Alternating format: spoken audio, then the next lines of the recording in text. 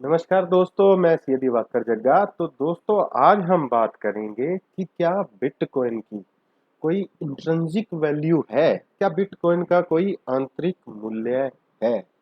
Intrinsic value को हिंदी में हम लोग आंतरिक मूल्य बोलते हैं। तो दोस्तों, इसको थोड़ा डिटेल में हमें इसलिए समझने की ज़रूरत है क्योंकि जब भी हम बात करते हैं या जब भी गवर्नमेंट की तरफ से कोई बात आती है या जब भी आप किसी से डिस्कशन करते हैं, तो वो सबसे पहले आपसे यही कहता है, जिसको जानकारी नहीं है या एक कॉमन पार्लेंस में जब कोई बात की जाती है, तो ये लोग यही कहते हैं कि इसकी कोई इंट्रिंसिक वैल्यू नहीं है। अभी कुछ दिन पहले आरबीआई के जो गवर्नर हैं, उनका भी एक बयान आया कि इसका कोई इंट्रिंसिक वैल्यू नहीं है। भारत सरकार ने भी कई बार इस पे चेतावनी दी है कि बिटकॉइन का कोई इंट्रिंसिक वैल्यू नहीं है। तो दोस्तों, आज हम इस पे एक अच्छा से डिटेल में एक डिस्कशन करते हैं कि इंट्रिंसिक वैल्यू है क्या, वो कैसे बनती है, और क्या बिटकॉइन की कोई इंट्रिंसिक वैल्यू है या इसकी कोई इंट्रिंसिक वैल्यू नहीं है, जैसा कि आरबीआई गवर्नर या भारत सरकार जो है इसको क्लेम करती है। तो दोस्तों, सबसे पहले इसको जानने के लिए हमें ये समझना पड़ेगा कि इंट्रिंसिक वैल्यू होती क्या है, आंतरिक मूल्य होता क्या है। तो दोस्तों, इंट्रिंसिक वैल्यू निकालने के दो तीन तरीके हैं। उसमें से एक तरीका ये है कि किसी भी एसेट से, कोई भी जो एसेट है, मान लीजिए वो हाउस प्रॉपर्टी है या आपका एफडी है या आपका शेयर है किसी कंपनी में, तो उसकी इंट्रिंसिक वैल्यू निकालने का तरीका ये है कि उससे जो भी आपको फ्यूचर में कैश इनफ्लोज होने वाले हैं, उन इनफ्लोज को आप आज की वैल्यू में डिस्काउंट कर लें और उन सब का टोटल मार दें, तो वो उस एसेट की वैल्यू है। थोड़ा टेक्निकल लग रहा होगा, मैं इसको थोड़ा और आसानी से समझाता हूँ कि मान लीजिए आपके पास एक घर है। उस घर से, मान लीजिए वो घर आपका 20 साल तक उसकी लाइफ है, तो उस घर को अगर आप रेंट पे देते हो और हर साल रेंट में 10% का इजाफा होता है, तो 20 साल तक उस किराए को आप 10% से इंक्रीज करते जाइए और उसको बैकवर्ड डिस्काउंट कर लीजिए। डिस्काउंट करने का एक तरीका होता है, आप उसको जैसे बैंक का जो इंटरेस्ट रेट है उससे भी डिस्काउंट कर सकते हैं, या आप कोई ऐसे रेट से भी डिस्काउंट कर सकते हैं जो आप ये सोचते हैं कि मैं इसको अगर हाउस प्रॉपर्टी की बजाय इस जगह पे इन्वेस्ट करूं तो मैं इतने पैसे सेफली कमा सकता हूं। तो आप उस वैल्यू से उसको फ्यूचर कैश फ्लोज को डिस्काउंट कर लोगे, यानी कि आने वाले 20 साल में मेरे को इस हाउस प्रॉपर्टी से इतना पैसा मिलने वाला है, लेकिन वो 20 साल में मिलने वाला है तो उसकी आज की वैल्यू कम होगी। तो उसकी अगर हम आज की वैल्यू निकाल लेते हैं, तो वो उस हाउस प्रॉपर्टी की इंट्रिंसिक वैल्यू है। अब इसको आप इस तरीके से भी देखिए कि किसी हाउस प्रॉपर्टी जो आपका इन्वेस्टमेंट पर्पज है, तो 20 साल में जो उसने आपको कमा के देना है, उससे ज्यादा आपको उसको पे करने का क्या फायदा। यहाँ मैं उस हाउस प्रॉपर्टी की बात कर रहा हूँ दोस्तों, जो आप एज ए इन्वेस्टमेंट करना चाह रहे हो, जो आप अपने रहने के लिए ले रहे हो, उसका क्या इंट्रिंसिक वैल्यू होगा। लोग उस पे कई कई 100 करोड़ रुपया भी खर्च देते हैं जिनके पास पैसा होता है। तो वहां पे वो इंट्रिंसिक वैल्यू को नहीं देखा जाता, वहां पे इमोशनल वैल्यू को देखा जाता है। तो दोस्तों, ये है इंट्रिंसिक वैल्यू आपके लिए। तो अब इसको समझते हैं कि हमारे पास एसेट कितनी तरह की मौजूद हैं, जिनमें हम इन्वेस्ट करते हैं या जिनमें हम अपना पैसा लगा सकते हैं। तो दोस्तों, ये होती हैं, रियल एस्टेट होता है, हाउस प्रॉपर्टी हो गया, शॉप हो गया, शोरूम हो गया, और उसके बाद आपका gold, Boolean, silver, precious metal, ये चीजें होगी। तीसरा आपका फाइनेंशियल एसेट्स होगी, शेयर हो गए, स्टॉक्स, बॉन्ड्स, एफडीज, कैश, ये सारी चीजें फाइनेंशियल एसेट होगी। और उसके बाद एक जो नया एसेट जिसकी हम आजकल बहुत ज्यादा चलन में आ रहा है, वो है क्रिप्टो एसेट। तो दोस्तों, अब हम एक एक करके इनको इनकी इंट्रिंसिक वैल्यू निकालने की कोशिश करते हैं। तो दोस्तों, रियल एस्टेट जैसे हमने अभी डिस्कस किया कि कोई भी प्रॉपर्टी जो आपने एज ए इन्वेस्टमेंट ली है, उसमें 20, 25, 30 साल जो भी उसका स्टैंडर्ड है, उस उस समय में कितना किराया सर्टेन परसेंटेज की इंक्रीज के बाद उस साल तक मिल सकता है उसको आज की वैल्यू तक डिस्काउंट कर लें, तो ये उस हाउस प्रॉपर्टी की इंट्रिंसिक वैल्यू हो गई। अब इस वैल्यू को आप रुपीज में कन्वर्ट करोगे। इसलिए करोगे क्योंकि अल्टीमेटली तो आपको उसको रुपी में ही लेना है, तो उस वैल्यू को आप रुपी में कन्वर्ट कर लोगे। चलिए अब दूसरी एसेट पे चलते हैं। Gold, Boolean, silver, precious metals, ये सारी चीजें आ जाती हैं। तो अब गोल्ड अपने आप में कुछ नहीं कमाता है। गोल्ड ऐसा नहीं है कि इसको आप दे रहे हो आपको रेंट आ रहा है, गोल्ड आप लेते हो उसको घर में रख देते हो, तो बेसिकली उसके पीछे जो पर्पज होता है वो होता है कैपिटल एप्रिसिएशन। तो अब दोस्तों पिछले 20, 30, 50 साल की हिस्ट्री में आप गोल्ड का कैपिटल में जो एप्रिसिएशन हुआ, वही आप अगले 20-25 साल में वही रेट से उसको डिस्काउंट इन करने की कोशिश करते हो, तो आपका जो है गोल्ड का इंट्रिंसिक वैल्यू निकल आता है और उसको फिर आप रुपीज में कन्वर्ट करते हो। तो चाहे रियल एस्टेट का आपका इंट्रिंसिक वैल्यू है, चाहे आपका gold, Boolean, silver, precious metal का इंट्रिंसिक वैल्यू है, उसको आप रुपीज में कन्वर्ट करते हो। तीसरा अब हम बात करते हैं फाइनेंशियल एसेट्स की। स्टॉक्स आ गया, शेयर्स हो गए, आपके बॉन्ड्स हो गए, एफडीज होगी, गवर्नमेंट बॉन्ड्स हो गए, इस तरह तमाम जितने भी जो है फाइनेंशियल इंस्ट्रूमेंट मार्केट में चलते हैं। तो अगर हम शेयर्स की बात करते हैं, तो शेयर्स में एक तो एनुअली आपको डिविडेंड मिलते हैं, इंटरिम डिविडेंड भी मिलते हैं, फाइनल डिविडेंड भी मिलते हैं, और उसके बाद शेयर की वैल्यू में एप्रिसिएशन भी होता है। तो अगर आप डिविडेंड्स और कैपिटल एप्रिसिएशन पिछली हिस्ट्री को देखते हुए, या उस बिजनेस की ग्रोथ अगर आप प्रोजेक्ट करते हो जिसका शेयर आप खरीद रहे हो, पिछले 5 साल में उसने क्या ग्रोथ करी, अगले 5 साल में क्या ग्रोथ करेगा, और उस ग्रोथ को अगर आप ये आज की वैल्यू पे डिस्काउंट कर लेते हो, तो वो आपकी शेयर की इंट्रिंसिक वैल्यू आ जाती है। उसको भी आप रुपीज में कन्वर्ट कर लेते हो। सेम ही आप एफडी, सेम ही आप बॉन्ड्स, ये सारी चीजों के साथ आप इस तरह करते हो, लेकिन अल्टीमेटली आप उसको रुपीज में कन्वर्ट कर लेते हो। ये समझना बहुत जरूरी है। अब इसके बाद बात आती है क्रिप्टो एसेट की। क्रिप्टो एसेट बीटीसी, बिटकॉइन हो गया, इथर हो गया, मैटिक हो गया, और जितनी तमाम अड्डा, कार्डानो हो गया आपका, और जितनी भी तमाम बड़ी जो क्रिप्टो एसेट्स हैं जो चल रही हैं, तो इसको अभी हम इसकी इंट्रिंसिक वैल्यू की बात नहीं करते हैं। अब हम बात करते हैं कि जितनी भी हमने इंट्रिंसिक वैल्यू निकाली, रियल एस्टेट की, प्रेशियस मेटल्स की, फाइनेंशियल एसेट्स की, उसको अल्टीमेटली हमने रुपीज में कन्वर्ट कर लिया। ठीक। अब दोस्तों अब यहाँ समझने वाली बात क्या है कि रूपी जो है वो कौन प्रिंट करता है, रूपी जो है वो कौन इशू करता है। तो दोस्तों रूपी जो है, आईएनआर जो है, या किसी भी देश की जो करेंसी है, वो उस देश की इलेक्टेड सरकार जो होती है, इलेक्टेड जो गवर्नमेंट होती है, वो उसको इशू करती है, वो उसको प्रिंट करती है अपनी जरूरत के हिसाब से, कि जो उन्होंने बजट बनाया है, कितने टैक्सेस इकट्ठे होने हैं, कितना और जगह से रेवेन्यू आना है, या कैपिटल रिसीट्स आनी है, और उसके बाद कितना शॉर्टफॉल पड़ रहा है, उतना पैसा और जो है प्रिंट किया जा सकता है। तो इस तरह इस पैसे को प्रिंट किया जाता है। अब वो पैसा कौन प्रिंट करता है दोस्तों, वो करती है इलेक्टेड गवर्नमेंट। और गवर्नमेंट कौन इलेक्ट करते हैं, गवर्नमेंट इलेक्ट करते हैं किसी भी देश के सिटीजन।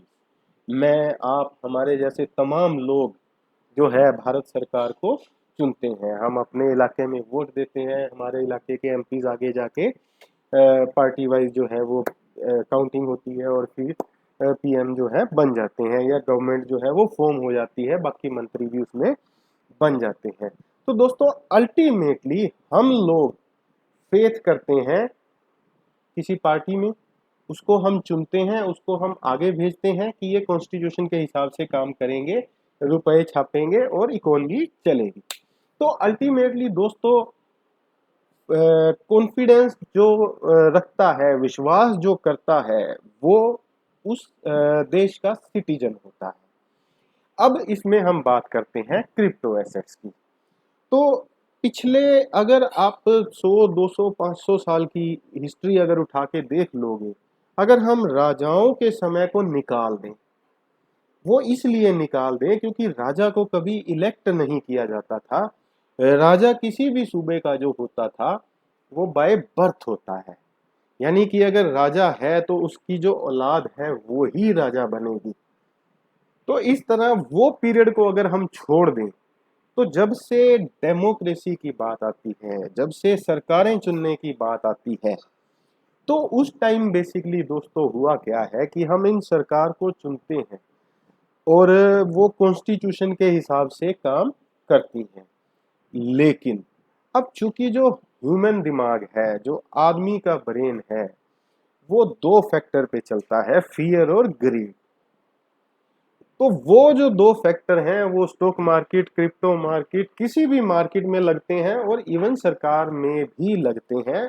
उसमें मैं आपको बताता हूँ होता क्या है कि जिनको हम चुनते हैं, अब उनके दिमाग में बहुत सारी चीजें ऐसी आ जाती हैं क्योंकि अगले 5 साल बाद फिर इलेक्शन होना है, उसके लिए फंड चाहिए।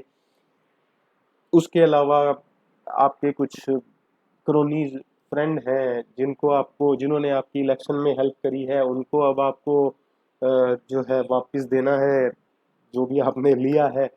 और उसके अलावा जो मंत्री हैं और हैं उन्होंने भी खर्चे किए हैं, उनको भी अपना रिटर्न चाहिए। This is the practical situation, I am telling you, यही होता है, आप लोग अच्छी तरह जानते हैं। तो दोस्तों अब होता क्या है कि जो रूपी सिस्टम होता है उसमें गड़बड़ होनी शुरू हो जाती है। तो गड़बड़ होने से क्या होता है कि जो एक बजट बनता है वो भी बिगड़ जाता है। तो उस बजट के अलावा जो एक्स्ट्रा नोट होते हैं वो भी छपने शुरू हो जाते हैं, या उसी बजट के अंदर भी अगर नोट छपते हैं, तो अब ये जो सारा सिस्टम है वो आपकी परचेजिंग पावर को खत्म करता जाता है। कैसे खत्म करता है दोस्तों? जितने ज्यादा नोट मार्केट में सर्कुलेशन में आएंगे, उतना ज्यादा आपकी जेब में जो पड़ा हुआ नोट है उसकी वैल्यू कम होती जाएगी। अब परचेजिंग पावर कम कैसे होती है इसको इस एग्जांपल के साथ समझिए। आप एक 500 रुपए का नोट लें, उसको आप किसी जगह गाड़ दें या कहीं अलमारी में आप उसको छुपा के रख दें। अब 5 साल बाद आप उसी नोट को निकालें, तो 5 साल बाद क्या आप उस 500 रुपए से वही सामान खरीद पाओगे, उतना सामान खरीद पाओगे जितना आप 5 साल पहले खरीद पाते? आप नहीं खरीद पाओगे। क्यों नहीं खरीद पाओगे? क्योंकि उन 5 सालों में इन्फ्लेशन बढ़ गया है। जो चीज उस टाइम 10 रुपए की मिलती थी वो आज 18 रुपए की हो गई है। तो बेसिकली उसका कारण क्या है? इन्फ्लेशन का कारण क्या है? एक उसमें बड़ा कारण होता है ज्यादा नोटों की छपाई। जैसे जैसे नोट छपते जाते हैं वैसे वैसे वो लोगों की जेबों में पहुंचते हैं और वैसे वैसे चीजों की डिमांड बढ़ती है और चीजों की कीमतें बढ़नी शुरू हो जाती है। तो ये जो प्रोसीजर है वो चलता है। तो अब हमने एक सरकार पे भरोसा किया, हमने उसको चुना, हमने उसको ऊपर भेजा, उन्होंने काम शुरू किया और अल्टीमेटली नोट छपे। तो इनडायरेक्टली वो नोट जो है हमारे द्वारा इलेक्टेड सरकार यानी कि हम छाप रहे हैं, हमारे भरोसे से वो छप रहे हैं। अदरवाइज नोट में कोई कीमत नहीं है। किसी भी देश की करेंसी अगर आप उठा लेते हो तो उसकी बैकिंग में कुछ नहीं होता। इसीलिए उनको आजकल फिएट करेंसी बोला जाता है। फिएट एक लैटिन वर्ड है जिसका मतलब होता है कि इसकी बैकिंग में कुछ भी नहीं है। तो दोस्तों ये जो अब नोट छपा उसके पीछे किसी भी देश की सरकार का प्रोमिस होता है। अब आप नोट को उठाओगे और उस पर देखोगे तो उस पर लिखा होगा I promise to pay bearer a sum of 500 rupees. 500 रुपए के नोट पे ये चीज लिखी होती है। तो ये भारत सरकार प्रोमिस कर रही है कि हम आपको 500 रुपए दे देंगे और सारे लोग उस पर भरोसा भी कर रहे हैं। लेकिन क्या होता है जब जिम्बाब्वे जैसी सिचुएशन बन जाती है? वहां इन्फ्लेशन इतना ज्यादा हो गया है दोस्तों कि वहां के नोट की कोई कीमत ही नहीं है। या ऐसी सिचुएशन हो जाती है कि आपका जो, अब जैसे अगर हम यहाँ की भी बात करें, इंडिया की भी बात करें, तो इन्फ्लेशन जो है वो तकरीबन होलसेल जो इन्फ्लेशन है 15.5%, और जो सीपीआई कंज्यूमर प्राइस इंडेक्स है वो तकरीबन 7.5% के आसपास जो है हो गया है। तो कहीं ना कहीं आपके पैसे की वैल्यू खत्म होती जा रही है। तो अब उस पैसे को छापता कौन है? भारत सरकार। भारत सरकार को चुनता कौन है? हम। अब उस पैसे की बैकिंग क्या है? कुछ नहीं, भारत सरकार का प्रोमिस।